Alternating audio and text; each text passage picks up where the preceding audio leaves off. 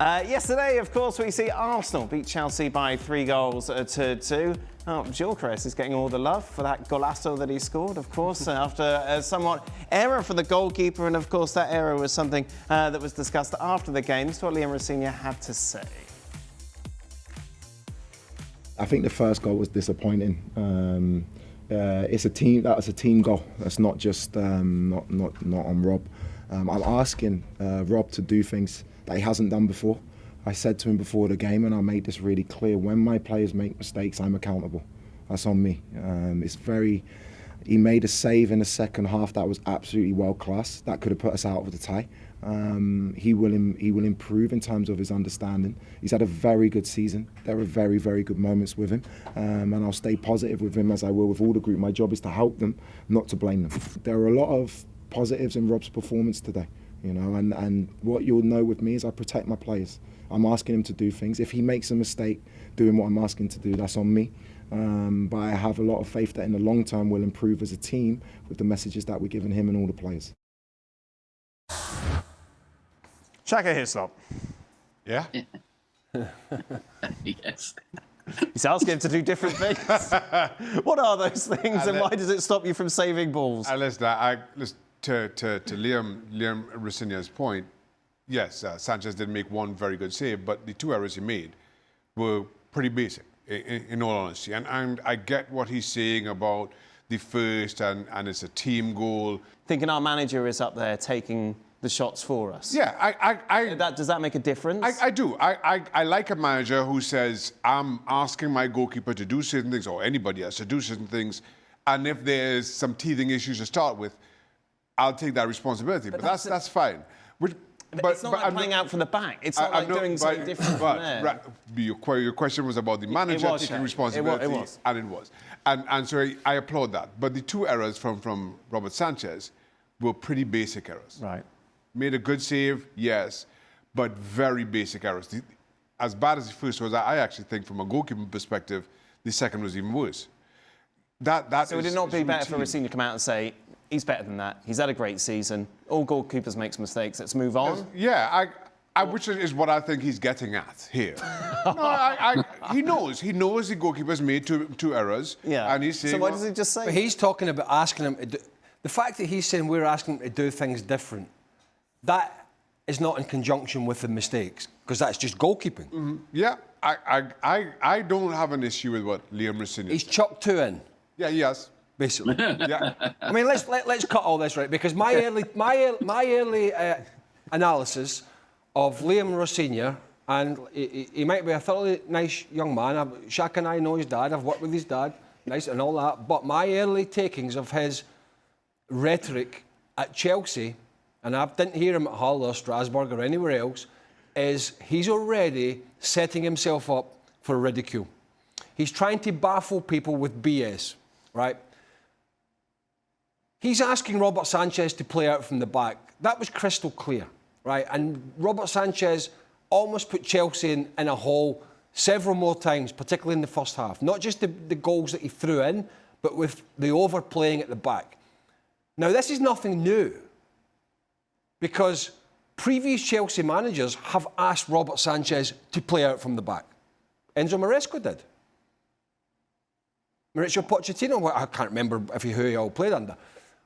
And Robert Sanchez had the same problem playing out from the back for other managers as he had yesterday and will have for Liam Rosenior. So he's not asking him to do something different. He's just continuing to ask him to do something that I don't think Robert Sanchez is very good at. Yeah, he can ping a great ball and all that, but he makes bad decisions with the ball at his feet. He plays those little straight 10-yard balls into people when they got defenders straight up the back of him, when there's 5 or 6 players around.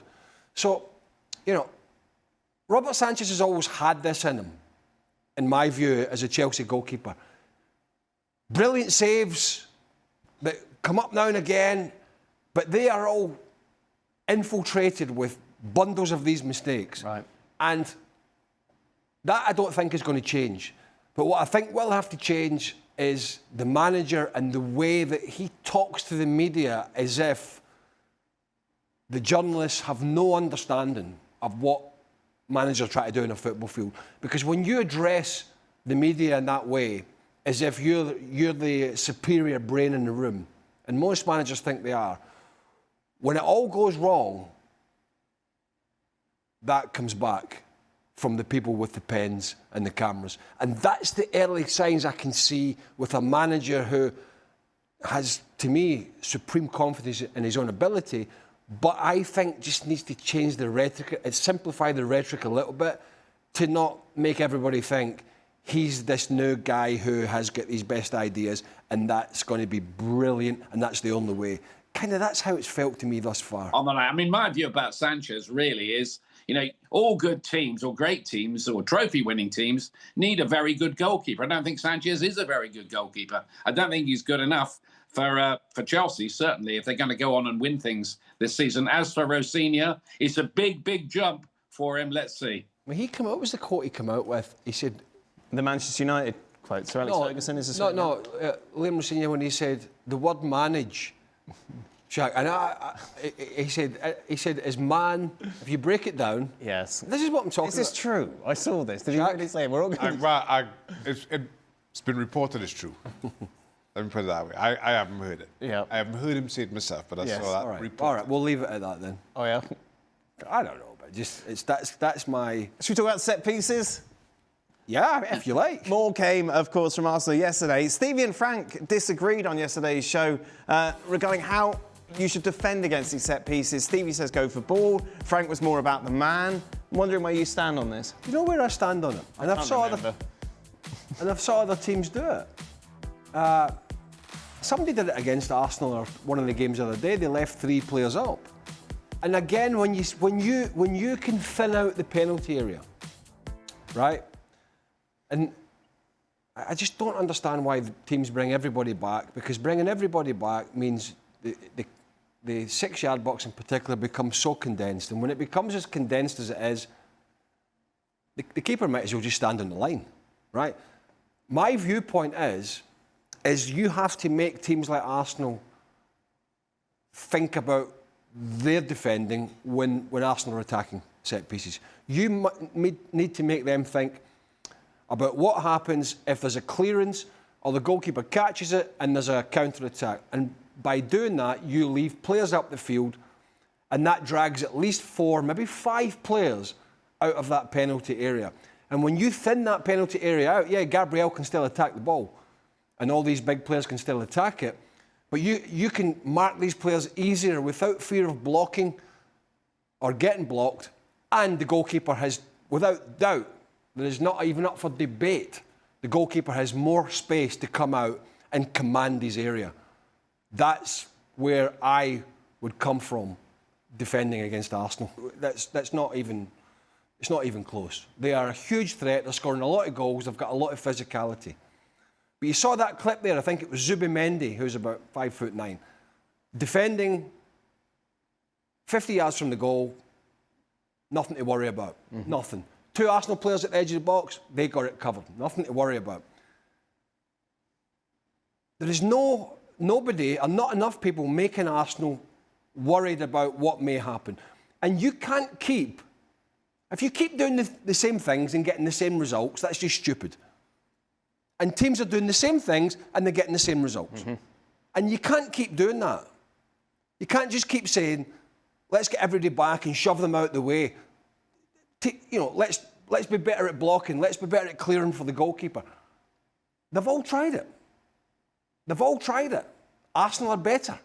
They're better at blocking. They're more physical. Their in-swingers from both sides are better than most teams. They're more accurate. So you have to do something different. And if you keep doing, and it happened at Portsmouth. Ian's team, we did the game, FA Cup, set pieces. Different players, same outcome. So you cannot sit here and tell me that what teams are doing is working. It's not. So you have to come up with something different. Not doing the same things every time and Arsenal going, thanks very much for another 2 goals this weekend. And then people, particularly online, going, oh, Arsenal, they get all the referee decisions because they're blocking and they're doing this. Well, yeah. Well, good on them.